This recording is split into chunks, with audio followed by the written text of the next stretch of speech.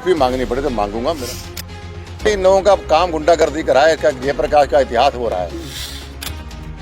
कुछ नहीं है, छोटे मोटे केस तो हर आम आदमी चलते हैं, यूं ही बाउंडर मचावा है, कोई गलत नहीं किया। गांव इनेलो प्रत्याशी का और जनसभा भारतीय जनता पार्टी की। जी हाँ, फिलहाल मौजूद हूँ हिसार के लगते बालसमंद गांव में, जो कि आदमपुर हलके के अंदर आता है। और इसी गांव से जो है इनेलो के प्रत्याशी कुर्णा नंबरदार जी भी हैं। लेकिन आज जिस तरीके से भारतीय जनता पार्टी की जनसभा में बालसमंद के लोग मौजूद रहे, वो ये साफ साफ दिखाता है कि पूरे गाँव के वोट जो है कहीं ना कहीं एक तरफा नहीं रहने वाले हैं। अलग अलग तरीके से अलग अलग जगहों पर ये जो है वोट बंटने वाले हैं। खैर, इसी दौरान जो है कुलदीप बिश्नोई हो या भव्य बिश्नोई हो या भारतीय जनता पार्टी की तरफ से कृषि मंत्री हो हरियाणा के, उन्होंने जो है जनता को संबोधन करके अपनी तरफ से हर कोशिश की है कि लोगों को अपने द्वारा किए गए काम गिनवाए और आगे क्या कर सकते हैं वो वायदे भी याद दिलवाए। खैर, चलिए देखिए आप भी ये वीडियो। देखिए, मैं 34 साल का मेरा राजनीतिक जीवन है, एक्टिव पॉलिटिक्स का, और चौधरी भजन लाल जी का साधारण कार्यकर्ता से लेके इलेक्शन बार देख रहा हूँ। मैंने अपने 34 साल के जीवन में नहीं देखा। हम बहुत परमात्मा की कृपा से हम बहुत बड़ी जीत की ओर बढ़ रहे हैं। ताबड़तोड़ आपने आरोप लगाए हैं, बहुत सारे पैसे बकाए हैं, बहुत सारे आरोप लगाए हैं, कितनी सच्चाई है और आदमपुर की जनता कैसे निपटेगी इन चीज़ों? देखिए, मैंने नाम के साथ बोला है। आमतौर में मेरी एक आदत है, चौधरी भजन लाल जी ने हमेशा मुझे सिखाया कि कुछ भी हो आदमपुर हल्के की जनता को गुमराह नहीं करना। मैंने गांव और नाम दोनों बोल के आपको बताया कि इन लोगों के और बहुत लोगों की राशियाँ बकाया है। लोग इंतजार कर रहे हैं 3 तारीख का, जब इनको जयप्रकाश को सबक सिखाएंगे। कुलदीप जी, कुछ किसान क्या कार्यक्रम? देखिए, मुआवजा माननीय मुख्यमंत्री जी ने जारी कर दिया था, पर आचार संहिता की वजह से हमारे हाथ सरकार के बंधे हुए हैं। लेकिन कुछ साथी हैं जो बिल्कुल अड़े हुए हैं कि नहीं, हमें सीएम से मिलना है, सीएम से मिलना है। तो सीएम साहब से मिलकर उनको सारे कागज दिखा के और उनको कह दिया जाएगा कि भाई आचार संहिता अभी हम कोई घोषणा नहीं कर सकते, चुनाव के बाद आपके साथ न्याय होगा। कुलदीप जी, जयप्रकाश कहते हैं कि कोई पैसा बकाया नहीं है, वो रसीद लेके दे दे, मैं डबल देने के लिए तैयार हूँ। हाँ, आपको मैंने नाम दिया है गोयल टेंट वाले का। किशनगढ़ में बेनीवाल परिवार सबसे बड़ा परिवार है। हलवाई की दुकान चौक पे है, काबरेल के उस पे एक ही हलवाई, उसको जाके पूछ लियो आप। नाम दिए मैंने। आरोप लगाते हैं कि मैंने एक इस्तीफा किसान आंदोलन में दिया, कुलदीप ने स्वार्थ के लिए इस्तीफा दिया, ईडी से बचने। देखिए, आदमपुर हल्के के विकास के लिए अगर मुझे कितनी बड़ी कुर्बानी देनी पड़े, चाहे भीख भी मांगनी पड़े तो मांगूंगा, मेरा धर्म बनता है। जैसे दलाल साहब ने भी कहा कि इतना एहसान 54 साल का परिवार का आदमपुर हल्के परिवार पे है, तो इस्तीफा दिया है, मैं तो जान देने को तैयार हूँ आदमपुर के लिए। तो आप थोड़े लेट नहीं हो गए? पहले दे देना चाहिए था बीजेपी के लिए, क्योंकि समय और स्थान निश्चित होता है। और हमने प्रयास किया था कि भाई किसी तरीके से कांग्रेस पार्टी में रह के हम एक मजबूत विपक्ष दे सकें, ताकि 2024 में हमारी सरकार बन सके हमारे। लेकिन कांग्रेस पार्टी खुदकुशी में थी, हमें विकास करवाना था हमारे इलाके का, तो मैं खुदकुशी करके मेरे लोगों को लावारिस छोड़ के नहीं जा सकता। तो वो कह रहे हैं कि प्रदेशाध्यक्ष नहीं बने, इसलिए ये सब किया है। देखिए, आप पॉलिटिक्स इज अबाउट परसेप्शन। एक परसेप्शन होती है कि भाई इस आदमी के नाम पे, इस आदमी के काम पे वोट पड़ सकता है, सत्ता आ सकती है। जो उदय भान के नाम पे नहीं आ सकता, लोग जानते नहीं है, तो सत्ता तक नहीं पहुंचेंगे तो मैं आदमपुर के या हिसार के हरियाणा काम कैसे कर सकता? इस बार चुनाव में कुछ असामाजिक तत्व घुसने की खबर हमारे पास है। देखिए, इन लोगों का काम गुंडागर्दी करा है, इसका जयप्रकाश का इतिहास हो रहा है। लेकिन आदमपुर हल्के की जनता बहुत बहादुर है। अब से पहले 4 हमने उपचुनाव जीते हैं, 1 लोकसभा 3 विधानसभा, चारों विपक्ष में जीते हैं और अब पक्ष में जीत रहे। अब तो परवाही नहीं आपके होर्डिंग फाड़े गुंडागर्दी करने का प्रयास किया, लेकिन इसके निपट लेंगे। नॉमिनेशन को लेकर जसपा के गठबंधन के उम्मीदवार है, जसपा का कोई भी बड़ा लीडर जो अभी तक स्टेज पर नजर नहीं आया है। नहीं, देखिए, ऐसा नहीं है। भव्य के नॉमिनेशन के दिन उनके स्टेट के प्रेसिडेंट निहान सिंह जी आए थे और अभी भी उनकी सारी टीम लगी है। अगर सभी लोग एक जगह बैठ जाएंगे तो वोट कौन मांगेगा गांव में जाकर? तो अपनी अपनी ड्यूटियां सबकी हमने लगाई हैं। जेजेपी, बीजेपी सभी लोग मिल के काम कर रहे हैं। दुष्यंत चौटाला का पार्टी फैसला करेगी मुख्यमंत्री। थैंक यू, हो गया बस। भव्य के नॉमिनेशन को लेकर के कुछ नहीं है, छोटे मोटे केस तो हर आम आदमी चलते हैं, यूं ही बाउंडर मचावा है, कोई गलत नहीं किया। युवा प्रत्याशी होना मैं अपनी सबसे बड़ी ताकत समझता हूँ, क्योंकि मुझ में ऊर्जा है, मेहनत करने की क्षमता है और एक नई सोच लेकर आपकी सेवा करने की इच्छा है। मेरे जीवन का जो भी अनुभव है, वैसे तकरीबन मैं आप सभी से उम्र में छोटा हूं और आप सभी से और जीवन से अभी बहुत कुछ सीखना बाकी है। लेकिन आपके आशीर्वाद से जो भी शिक्षा मुझे प्राप्त हुई, जो भी अनुभव मुझे प्राप्त हुए, भारत में रहकर या विदेश में, उनका पूरा लाभ मैं आने वाले समय में आदमपुर को दिलाना चाहता हूं। सम्मानित ग्रामवासियों, आपका और हमारा 54 साल का पारिवारिक रिश्ता है, कोई राजनीतिक रिश्ता नहीं है। आज पूरे हिंदुस्तान में आदमपुर की एक अलग पहचान है। कश्मीर से लेकर कन्याकुमारी तक, बंगाल से लेकर गुजरात तक, अब कहीं भी जाए, यदि आदमपुर की चर्चा हो तो लोग चौधरी भजनलाल जी का नाम लेते हैं, और यदि चौधरी भजनलाल जी की चर्चा हो तो लोग आदमपुर का जिक्र करते हैं। तो ये पहचान, ये आप सभी के आशीर्वाद, चौधरी भजनलाल जी की मेहनत और चौधरी कुलदीप जी के संघर्ष की देन। अब समय आ गया है कि हम इस 54 साल के पारिवारिक रिश्ते को, इस विश्वास को, इस पहचान को और भी मजबूती के साथ आगे बढ़ाएं। स्वर्गीय चौधरी भजनलाल जी ने जो विकास कार्य हमारे हल्के में किए, ये मुझसे बेहतर आप सभी जानते हैं। आप सभी उनके गवाह, आप सभी चौधरी कुलदीप जी के संघर्ष से भी वाकिफ हैं कि हमेशा विपक्षी सांसद या विपक्षी विधायक होने के बावजूद जो विकास कार्य उनके दायरे में संभव थे, उन्होंने उनको पूरे किए।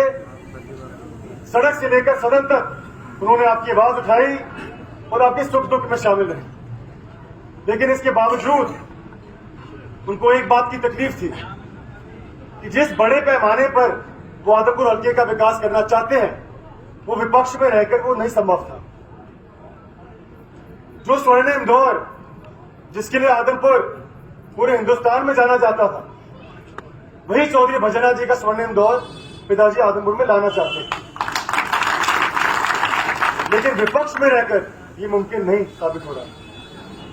तो इन सभी बातों को ध्यान में रखते हुए आप सभी से सलाह मशवरा करने के बाद, आपके आशीर्वाद से हम सभी ने फैसला किया कि हम भारतीय जनता पार्टी का दामन थामें। और जैसा कि आप सभी जानते हैं कि आज पूरा हिंदुस्तान मोदी जी की नीतियों से प्रभावित है और समस्त हरियाणा खट्टर साहब की कार्यशैली से प्रभावित है। खट्टर साहब के बारे में दो शब्द मैं जरूर कहना चाहूंगा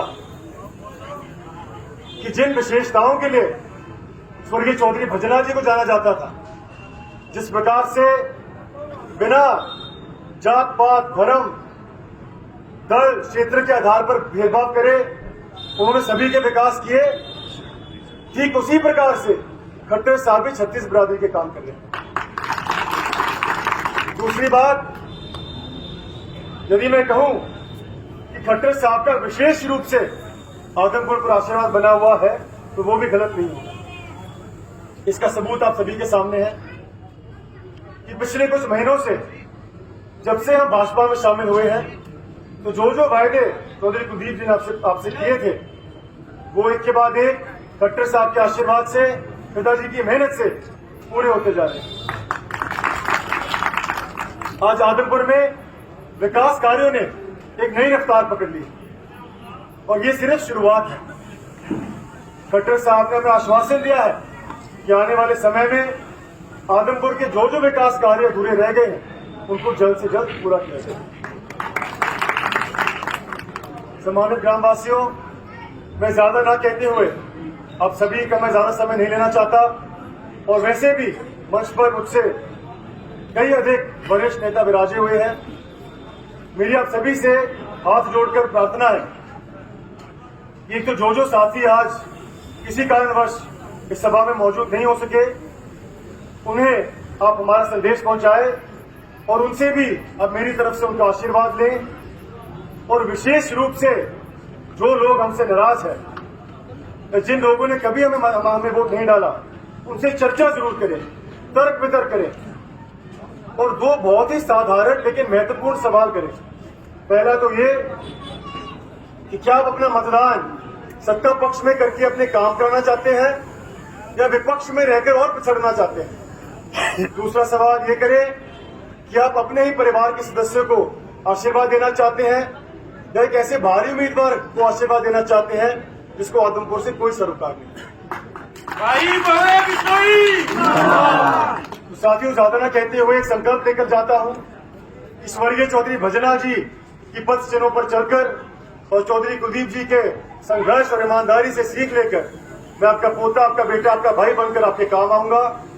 आप सभी ने हमारे परिवार पर हमेशा अपने आशीर्वाद का हाथ बनाए रखा, उसका ऋण मैं इस जीवन में तो क्या 7 जन्मों में नहीं चुका सकता, लेकिन एक बात का विश्वास दिलाता हूं कि आप सभी का मस्तक गौरव से ऊंचा हो, इसके लिए मैं हर प्रयास ईमानदारी से करूंगा। एक बार पुनः आप सभी का यहां पहुंचने पर मैं दिल की गहराइयों से धन्यवाद करता हूं और उम्मीद, अपेक्षा और प्रार्थना करता हूं कि आने वाले 3 नवंबर को आप कमल का बटन दबाकर मुझे आशीर्वाद देंगे, आपकी सेवा करने का मौका जरूर देंगे, ताकि हम सभी साथ मिलकर एक बार फिर स्वर्गीय चौधरी भजनलाल जी का स्वर्णिम दौर आदमपुर में ला सकेंगे। आपका बहुत बहुत धन्यवाद। जय हिंद, जय आदमपुर।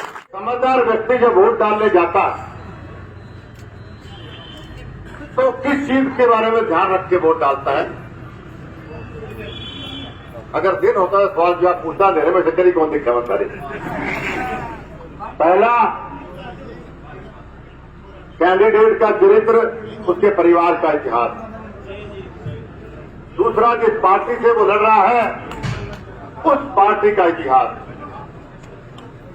तीसरा, जिस कैंडिडेट जिस पार्टी को ये वोट दे रहा है उसको वोट देने में इसके इलाके का क्या फायदा है या उसके परिवार का क्या फायदा है। बस यही आपको मैं समझाना चाहता हूं। साथियों, आप गवाह हैं, पिछले 2.5 साल में लगभग 350 करोड़ रुपए के काम मैंने अकेले आदमपुर विधानसभा क्षेत्र में करवाए, विपक्ष का विधायक होने के बावजूद। लेकिन 4 अगस्त को हम शामिल हुए भारतीय जनता पार्टी में और 2.5 महीने के अंदर ही 530 करोड़ रुपए की नई परियोजनाएं मैंने खट्टर साहब से मंजूर करवाई। तो आप अंदाजा लगाइए कि 2.5 साल में 350, 2.5 महीने में 530, और अभी तो 2 साल पड़े हैं सरकार। तो वोट डालने के लिए सोच के जाइएगा। जैसा भव्य ने अभी बोला आपको कि आप काम विकास के करवाना चाहते हैं या जो 26 साल से विपक्ष में बैठे हैं वही रखना चाहते हैं। दूसरी पार्टियों के बारे में चर्चा करना चाहूंगा 2 मिनट के लिए। जयप्रकाश को कांग्रेस ने टिकट दी, मेरी समझ से बाहर है क्या सोच के टिकट।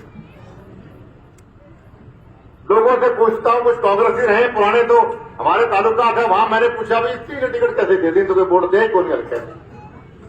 उसने कहा कि कोई लड़ने को तैयार कौन था, तो इसको धक्का मार के इसको भाई तू लड़ दे।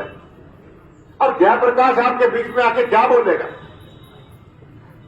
आपको याद दिलाना चाहता हूं 2009 में जयप्रकाश ने मेरे खिलाफ आदमपुर में चुनाव लड़ा था और वो हारा था यहां। उस वक्त बाल समाज में हर गांव में उसने वादा किए थे आप लोगों से कि दुख में सुख में हर वक्त जयप्रकाश आपके बीच में रहेगा।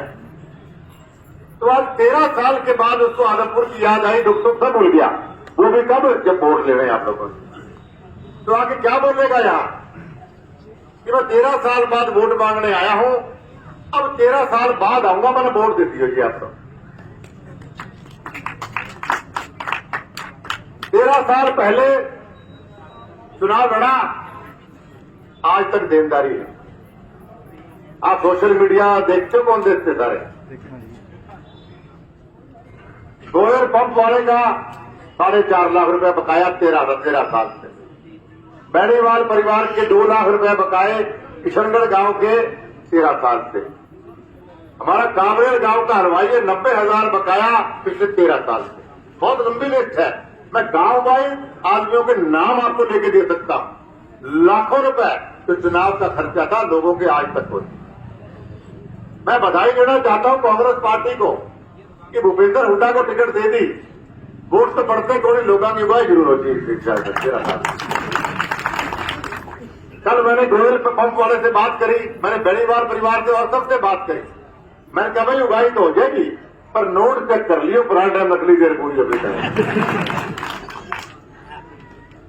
किस व्यक्ति का इतिहास गुंडागर्दी का रहा हो, किडनी स्मगलिंग का भी इसके ऊपर आरोप लगे हों, ग्रीन ब्रिगेड का सरताज रहा हो, मैं नहीं समझता कि सभी आदमी उसको वोट देना चाहे।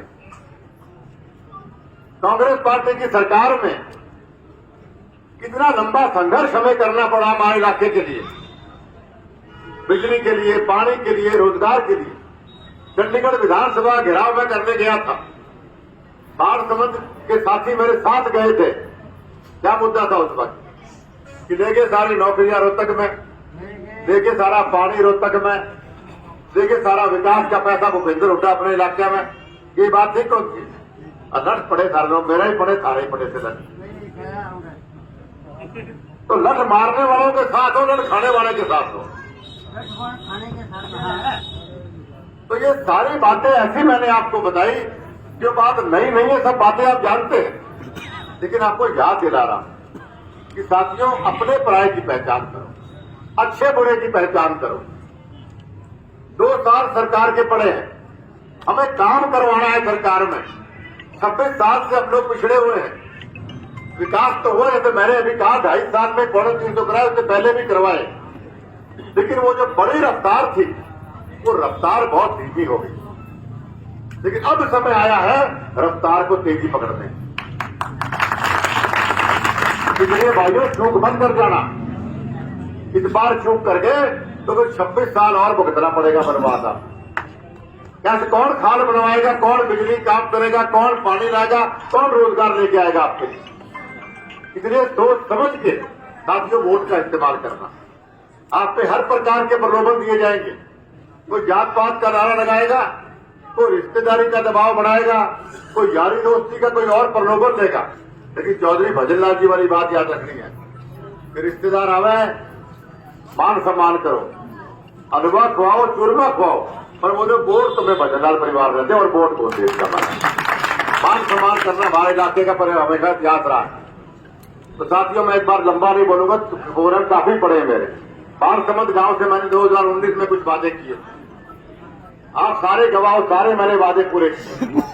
लेकिन जो विशेष वादे थे मेरे, एक गवर्नमेंट कॉलेज की जमीन पे कब्जा था, कि विधानसभा में बोले आवाज उठा के सीएम साहब से मिलके आपके सामने 6 महीने पहले मैंने जमीन खाली करा के आपको दी। सबसे बड़ा मांग आपकी 2019 में ये थी, और आप लोगों ने मुझे कहा था कि हम आपको वोट इस वादे पर दे रहे हैं क्योंकि आपके परिवार का इतिहास है वादे पूरे करने का। अगर आप वादे पूरे करोगे, अगले चुनाव में बाणसमंद से एक वोट भी खिलाफ हो जाएगा। तो साथियों, मैंने मेरा वादा पूरा किया, अब सारा वादा पूरा करने का टाइम आ गया। दूसरा वादा उसी जमीन पे मेरा था कि गवर्नमेंट कॉलेज लड़कियों का बनवाएंगे हम, और वो भी आप जानते हैं, अभी 45 दिन पहले आचार संहिता लागू होने से कुछ दिन पहले सरकार ने वो भी घोषणा कर दी, गर्ल्स कॉलेज बाणसमंद में हम पढ़ाएंगे, जल्दी शुरू किया जाएगा। तो जो मेन वादे 2 से हमने पूरे किए। तीसरा, मेरे किसान भाई धरने पर बैठे रहे, माननीय मुख्यमंत्री जी से मैं मिला, 4 बार मिला, चारों बार मैंने फोटो डाले, प्रेस कॉन्फ्रेंस से बोला कि भाई इनकी मुआवजा राशि इनकी जायज है, इनको मिलना चाहिए। मुआवजा राशि की घोषणा कर दी, लेकिन आपके खातों में नहीं डाल पाए क्योंकि आचार संहिता लागू हो गई। उसके बावजूद भी माननीय मनोहर लाल खट्टर जी से मेरी बात हुई पिछले हफ्ते। मैंने कहा जी मुआवजा को रास्ता निकालो, उनका मुआवजा इनको मिलना चाहिए 2020 का। तो मुख्य माननीय मनोहर लाल खट्टर जी ने मेरे सामने फोन किया, और उसके बाद कल आज डीसी साहब का लेटर भी चला गया फाइनेंस कमिश्नर को कि पैसा रिलीज किया गया, इनको पैसा हमें देना है। तो साथियों, मुआवजा आपको मिलेगा, मुझ पर विश्वास रखिए। हमारा 54 साल का विश्वास है, चौधरी भजनलाल परिवार ने कभी जिंदगी में आपको नीचे देखने नहीं दिया। और आज आपसे वादा करके जाता हूं, 2020 का, 2021 का और 2022 की भी कुछ बसें बर्बाद हुई, आपको एक रुपया इस मुआवजा कुलदीप बिश्नोई जाके देगा, क्या मुझे कुछ भी करना पड़ेगा। और कल भी मैंने माननीय मुख्यमंत्री जी से बाणसमंद गांव के किसानों का टाइम रखवाया, क्योंकि मैंने कहा कुछ साथी है जो मेरे विश्वास नहीं करे, कुछ खिलाफ पार्टी नहीं बैठे हो, उनको मैंने समझाने का प्रयास किया कि धरने पर मत बैठो। लेकिन चलो, उनको विश्वास नहीं हो रहा था, तो मैंने कहा माननीय मुख्यमंत्री, कल 2 बजे दोपहर का टाइम, उन 10 लोगों का टाइम उन्होंने दिया कि 10 आदमी मेरे को आके मिल सकते हैं, जो उनकी मांग है सारी मैं मानूंगी। इतना बड़ा दिल हमारे मुख्यमंत्री का है। इसलिए साथियों, एक एक मांग पूरी करने का टाइम आया। मैं जानता हूं खाड़ों की आपकी दिक्कत है, गलियों की दिक्कत है, बिजली की दिक्कत है, रोजगार की खास तौर पर दिक्कत, हर चीज का हर चीज का इंतजाम किया जाएगा और इतने वोटों से आप बॉम्बे को जिता दो, जैसा आदरणीय दलाल साहब ने कहा, उसके बाद आदमपुर की बल्ले ही बल्ले होने वाली है। आपका एक कारकुन है, बहुत मन से आशीर्वादों से आपने भव्य का स्वागत किया। मैं आभार व्यक्त करता हूं और उम्मीद अपेक्षा प्रार्थना करता हूं कि आने वाली 3 तारीख को आप कमल का बटन दबा के चौधरी भजनलाल जी का दौर वापस लेकर आएंगे। आपका बहुत बहुत धन्यवाद। नमस्कार। तो भाई ये थी बालसमंद गांव की कुछ तस्वीरें। आगे भी पूरे उपचुनाव में ये सिलसिला यूं ही जारी रहेगा। देखते रहिए सिटी बिग न्यूज। नमस्कार।